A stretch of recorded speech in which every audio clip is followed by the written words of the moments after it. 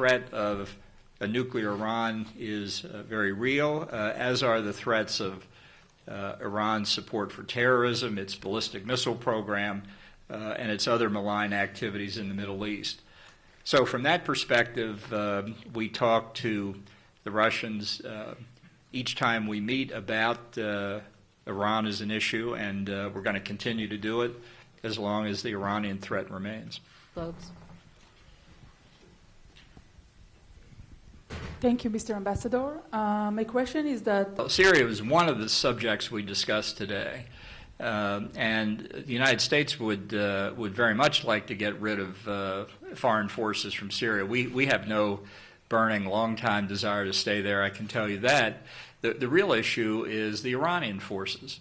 They are a problem in Iraq. They are a problem in Syria. They're a problem in Lebanon. They're a problem in Yemen. They're a problem in Afghanistan.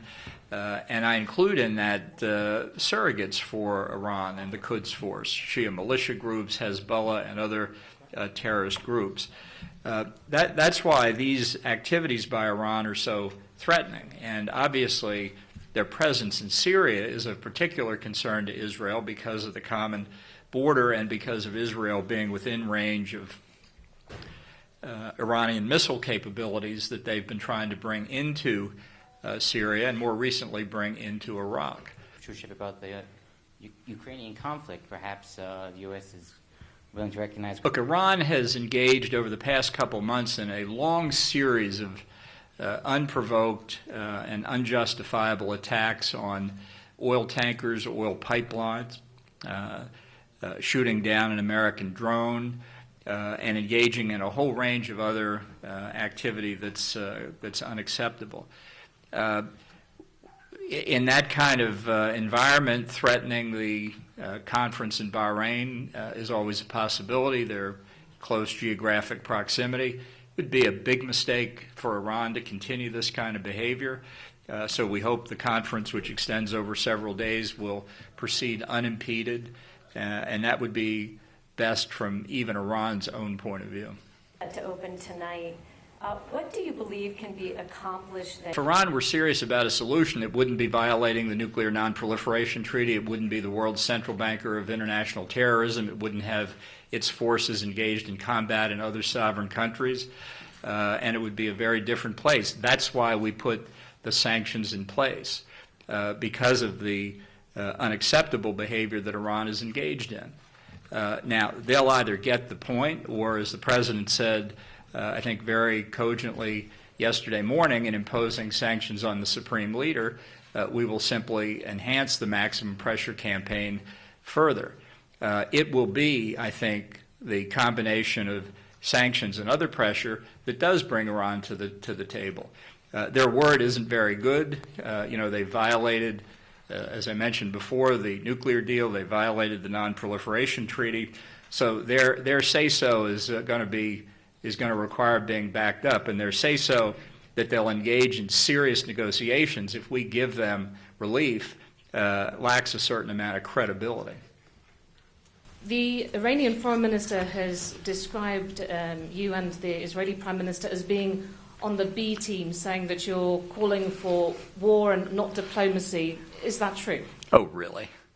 I mean, look, this is sort of juvenile behavior, and it would be a waste of oxygen to comment on it further.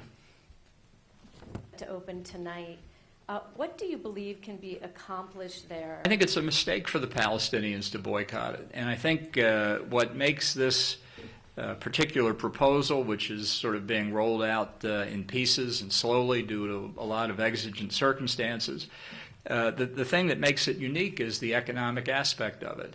To say, look, the prospects for Palestinians, for Israelis, for everybody in the region, if we could find an acceptable agreement between Israel and the Palestinians is incredibly bright. And rather than relitigate decades of disputes, think about the future and negotiate on that basis. So we'll see how it goes. I think we're optimistic. I think the President's optimistic. And I hope the Palestinians are optimistic, too. Chris Mitchell, CBN. Thank you, Mr. Ambassador. What's your message to Iran if in a few days they exceed the amount of allowable enriched uranium, and is a military option still on the table?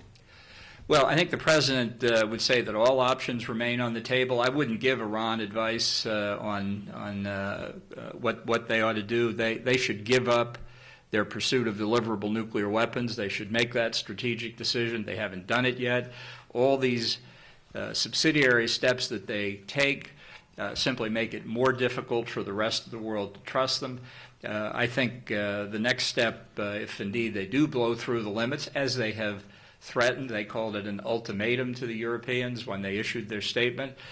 We've been in conversation with the Europeans and others about that, and I think as we understand it from European foreign ministries, their view would be that it would be a very serious mistake for Iran to ignore those limits.